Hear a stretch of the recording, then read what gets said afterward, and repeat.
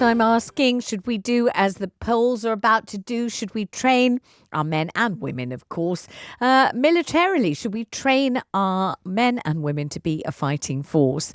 I don't suppose we're considering conscription. I suppose we're thinking it would be voluntary. What do you think? Would you volunteer? Let's talk to Lyle, who's a first-time caller from Maidenhead. Hello, Lyle. Welcome. Hi, thank you for having me. It's a pleasure. As you can hear, I'm not a local. I grew up in South Africa. Yeah. And at the time we had conscription. So I have the perspective of not only having to do military service, but also having to do military service on the wrong side of history, because I was supporting and upholding the apartheid government. Yes. And I always find it quite interesting that the people who bang on about the value of military service are the people who are too old to go. Right. The idea that it gives you discipline and skills that you need in your life, those are all skills you can learn in normal life. I think lots of people think that, though. Lots of people think it teaches punctuality, it teaches personal hygiene, it teaches physical fitness, it teaches mixing with people who don't come from the same background as yours, it teaches doing as you're told, obeying orders, moving fast, being ship shape and Bristol fashion, all the good stuff. People think it's team building and leadership and all sorts of things that lots of people don't get the chance to learn in real life. Fair point. I would say at least half of those are true. I would say half of them, however, the normal everyday skills you can learn. You can learn to iron your clothes and polish your boots. Yeah, but what if you don't? What if your parents didn't do it? Nobody shows you. Haven't got anyone to point it out. So, that kind of thing. Sure, fair enough. But then in the army, from my experience, there are people who won't learn those lessons either. So I don't think it's a surefire way to creating an upstanding citizen, I think is my point. Really? Explain that, though, because I thought once you're in the army or once you've been conscripted, you have no choice. They say polish your boots and you have to polish them, don't you? Yes, but when you come out of the military, what I'm saying is people who go into the army and then come out don't always come out fine, upstanding members of society. They come out as they went in many cases, maybe with some more skills. Yes. But it doesn't change your core being. It doesn't turn you into a good person. It just turns you into someone who knows how to do ironing and how to march and how to shoot. Right. And how to operate as but I mean, to the point around sending UK youth to learn how to be in the military, I think there's value in it, but I think from my experience, what I've seen is it has to be very carefully managed. Otherwise, it ends up just being a waste of everybody's time. A large portion of conscription in South Africa was spent sitting around waiting for things to happen. And I can't say that it was always a productive use of time. And so if they are going to bring about military training for the youth here, then what they should be doing is making sure that it is properly managed, goal-oriented, and it doesn't end up being just an administrivia and a bureaucratic waste of time. All right, thank you. Thanks for calling out for that position of experience. Very interesting. Thank you very much. Let's talk to Geri in St Albans. Hi, Geri. Hiya, how are you? I'm okay. How are you doing? I think it's a good idea because kind of, like, for example, today, nice weather, you've got a bunch of, 17, 18-year-olds just loitering outside McDonald's. The thing is, it's just the young today kind of like don't want to get on with anything, don't want to be told what to do. And I think it's really good. And that would bring down probably crime quite a lot. Because they're not idle. They're busy. They've got something to do. And there will be respect because somebody else is telling them what to do, what time to get up, what time to go to bed, to make their beds. It makes them a bit more independent as well and not relying on mummy and daddy to do things for them, male or female. I just think that today's generation and the next ones above are just they're not equipped. It's like everything, tomorrow. I think it's a good idea. I think we need it. Yes, we do. We're becoming lazy. I really do think the next generation is just lazy. It's just no point. I can't be bothered to go to work today. I'll pull a sickie. There's all of that. And I'm, obviously from experience with having children that, are teenagers, and they need more structure. Everything is too easy. far too easy. I And they don't find it respect interesting and that the understand. conversation turns it towards, therapy for the youth, training and expansion of the horizons of the, unmotivated youth, rather than the fact that we might actually need to go and fight somewhere or defend ourselves. I know, but I mean, that is what we need to do. I mean, what are we going to do? Just let President Trump and everybody else just walk all over us because the youth of today can't be bothered to do anything? Don't have the will, aren't interested in what really is going on in the world and don't want to do anything about it. If I was young enough, I'd fight. Because I don't want to be backed into a corner by somebody who's telling me what to do.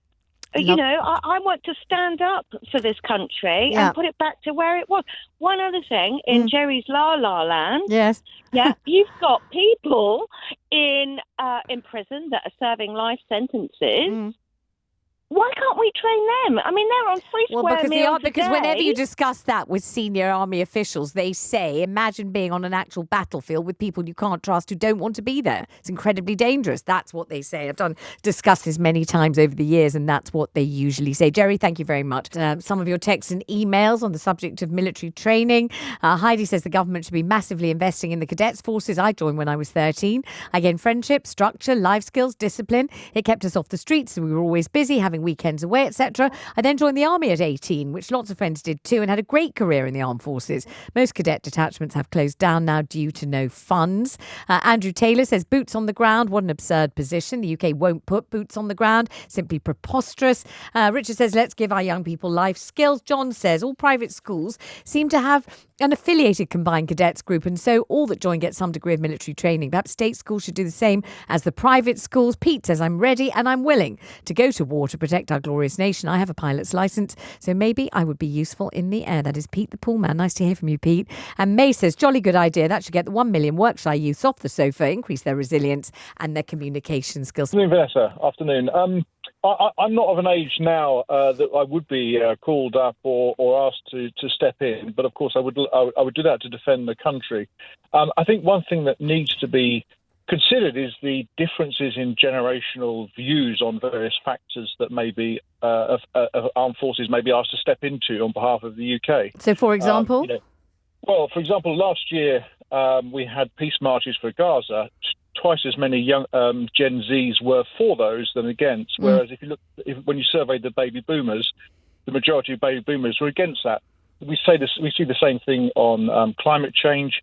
We see the same thing in the elections. I mean, if there was a sort of Kemi Badenoch, Nigel Farage alignment with Trump or with even Putin, would that be something that the young generations would step up and say, yes, I'm happy to back you in invading Greenland or clearing Gaza for a Trump Riviera riverside? Yeah.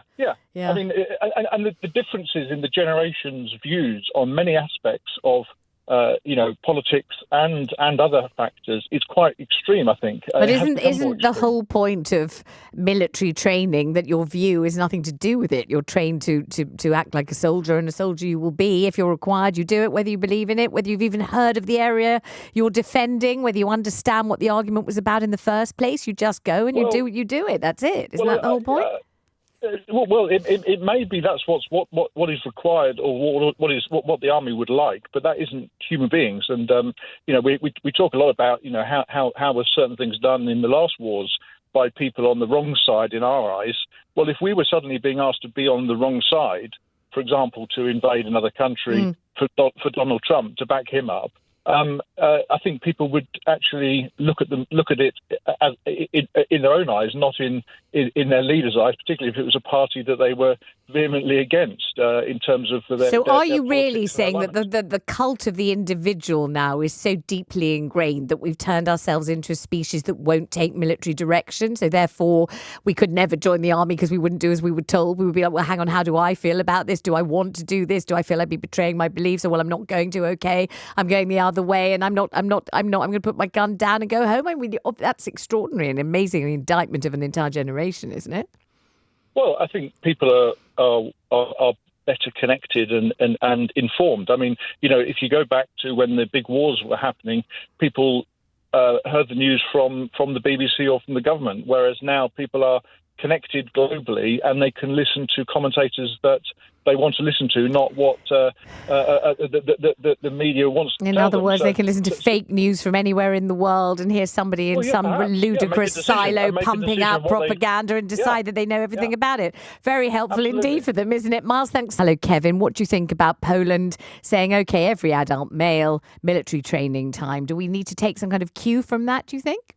Absolutely good idea. Follow suit. I'll tell you for why. Tell me. We have high unemployment at the moment. I think the welfare budget is now 64 billion and climbing.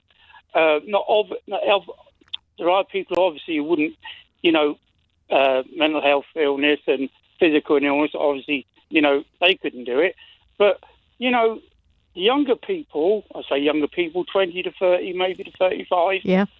So many life skills they could learn. It's team building, it's life skills, it would be so good for them, and even people with mental health, because it's proven once you're out of work for 2 years, 3 years, some people even longer, it's harder to get into employment. And I really think it would be a good. I mean, to say we're paying a lot of money for welfare. Let's pay them a bit more and train them up. Let's give them some training. Do you think that one of the situations, though, would be that those people who don't really need the sort of therapeutic help, those people whose mental health is tip-top, those people who are pretty skilled at many things would be the people who signed up and joined in and wanted to do it, whereas the people that you're really talking about who really desperately need structure and help and guidance and to learn skills and, to feel self-esteem and to be part of a team and all the good stuff that we all like and think is character building will be exactly the same kind of people whose parents didn't take them to Sure Start when that was founded to help young children to learn to read and play and listen to a story and progress quickly academically. And the children who needed it most had the parents who didn't take them anywhere near it. And the children who didn't need it were middle class and had shelves full of books and everything else, were the children who were carted along to Sure Start. So wouldn't it be a very similar thing? The people who wouldn't benefit particularly because they're already benefiting and have benefited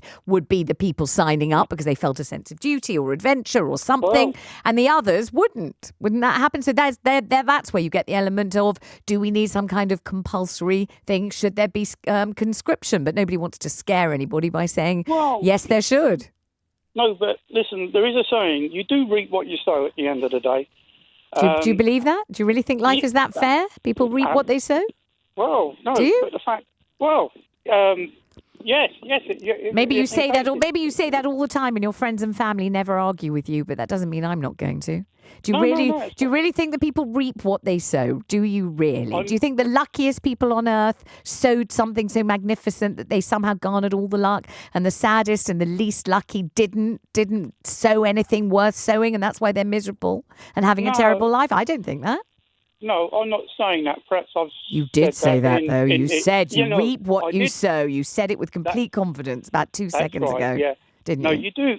No, you do reap what you sow. And at the end of the day, if you sow, if it comes to work and work ethic and training and that kind of thing, obviously, like I say, you're gonna learn life skills.